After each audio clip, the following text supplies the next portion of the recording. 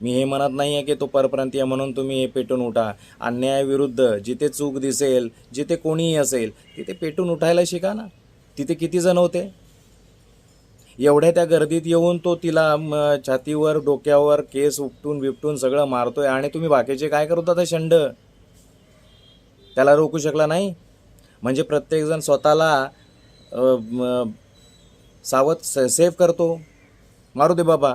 मारून झाल्यानंतर तुम्ही काय त्याला पकडण्याचा प्रयत्न करताय? बरं 2 दिवस 1 दिवस त्याला पकडता आलं नाही पोलिसांना. पकडलं ते मनसेने काय नाही आणि दाखल केलं त्या पोलीस स्टेशनमध्ये. तुम्ही काय करताय? प्रशासन व्यवस्था काय करते बरं यावर तुम्ही टिप्पणी करत नाही आहे. झालं ते काय झालं किंवा चुकीचं झालं वगैरे वगैरे. रोज एक प्रकार, रोज एक नवीन बातमी येते. कधीपर्यंत कुठपर्यंत सहन करायचं?